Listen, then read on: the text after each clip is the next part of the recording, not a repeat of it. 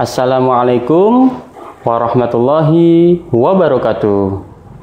Saya ucapkan selamat datang kembali di channel Adung Center. Saya doakan kawan-kawan semuanya dan adik-adik semuanya dalam keadaan sehat walafiat dan tetap semangat di dalam menjalankan aktivitas sehari-hari. Amin, amin ya robbal alamin. Kawan-kawan dan adik-adik semuanya yang dirahmati oleh Allah Subhanahu wa Ta'ala. Materi kita pada kali ini adalah memahami protokol kesehatan. Namun sebelum itu, mari kita berdoa terlebih dahulu. Bismillahirrahmanirrahim. Rabbi zidni ilma warzuqni fahma. Amin. Kawan-kawan dan adik-adik semuanya yang dirahmati oleh Allah Subhanahu wa Ta'ala. Dalam situasi seperti ini, kita harus betul-betul memahami protokol kesehatan. Apa saja protokol kesehatan COVID-19 yang harus kita taati?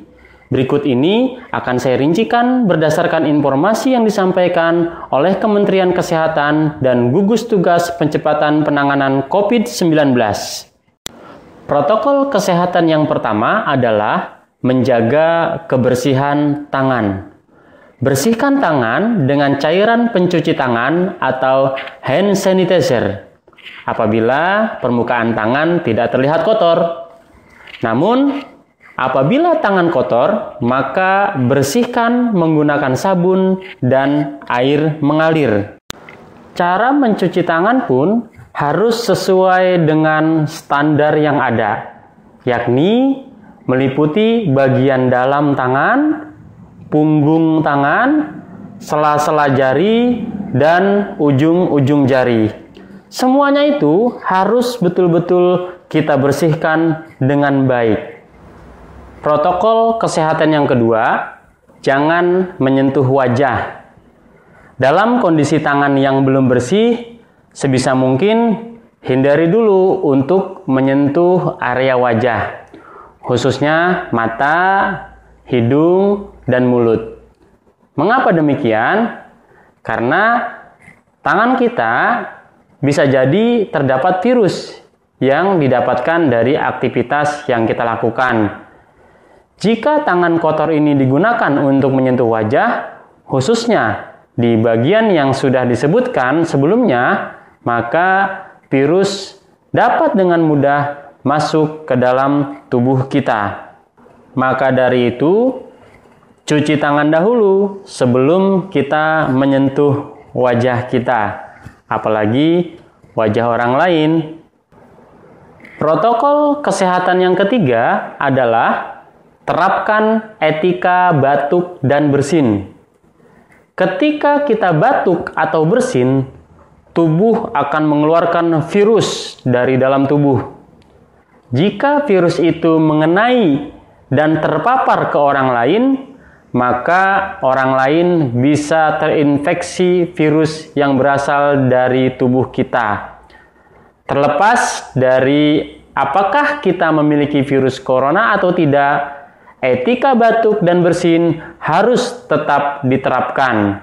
Caranya, tutup mulut dan hidung menggunakan lengan atas bagian dalam. Bagian ini dinilai aman untuk menutup mulut dan hidung dengan optimal. Selain itu, bagian lengan atas dalam ini tidak digunakan untuk beraktivitas menyentuh wajah, sehingga relatif aman.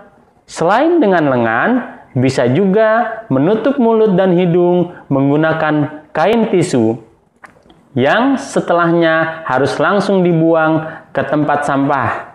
Ingat, langsung dibuang ke tempat sampah ya, jangan dibuang sembarangan loh. Selanjutnya, protokol kesehatan yang keempat adalah pakai masker. Ingat, pakai masker. Kemana saja kita pergi, kita harus menggunakan masker. Nah, bagi kawan-kawan yang memiliki gejala gangguan pernapasan, kenakanlah masker medis kemanapun saat Anda keluar rumah. atau berinteraksi dengan orang lain. Setelah digunakan, masker medis hanya bisa digunakan 1 kali dan harus segera diganti. Jangan lupa, buang masker di tempat sampah yang tertutup, kemudian cuci tangan setelah itu. Namun, bagi Anda yang tidak memiliki gejala apapun, cukup gunakan masker non-medis. Karena masker medis jumlahnya lebih terbatas dan hanya diprioritaskan untuk mereka yang membutuhkannya. Nah, jadi kita bisa menggunakan masker yang biasa saja kalau memang kita dalam keadaan sehat. Untuk protokol kesehatan yang kelima, yaitu jaga jarak. Untuk menghindari terjadinya paparan virus dari orang ke orang lain, kita harus senantiasa menjaga jarak dengan orang lain, minimal 1 meter. Tapi jangan terlalu jauh juga ya. Ingat, minimal 1 meter. Terlebih, jika orang tersebut menunjukkan gejala gangguan pernapasan, maka jaga jarak juga dikenal dengan istilah physical distancing. Kita semua dilarang untuk mendatangi kerumunan, meminimalisir kontak fisik dengan orang lain, dan tidak mengadakan acara yang mengundang orang banyak. Karena kalau kita mengundang orang banyak, itu pasti akan terjadi kerumunan. Selanjutnya, protokol kesehatan yang keenam adalah isolasi mandiri.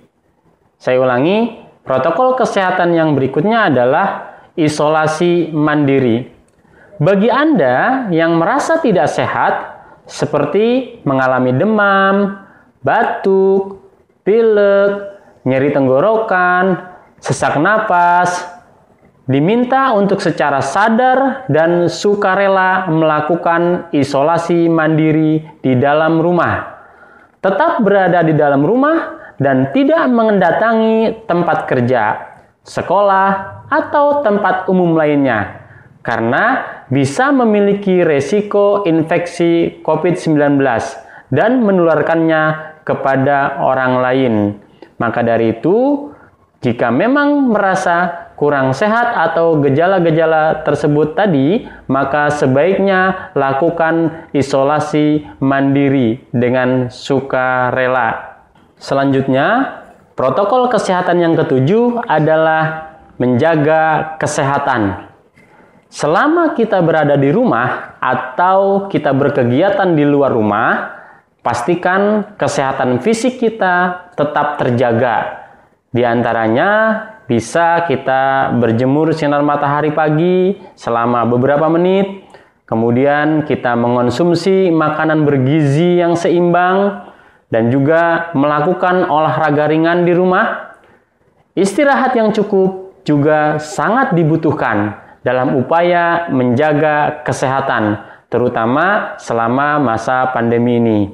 Mudah-mudahan kita semuanya terhindar dari virus corona. Saya doakan semoga kawan-kawan semuanya senantiasa diberikan kesehatan oleh Allah Subhanahu wa Ta'ala. Baik kawan-kawan sekalian, demikianlah materi kita pada kali ini. Semoga materi ini bermanfaat. Kurang lebihnya mohon dimaafkan. Wassalamualaikum warahmatullahi wabarakatuh.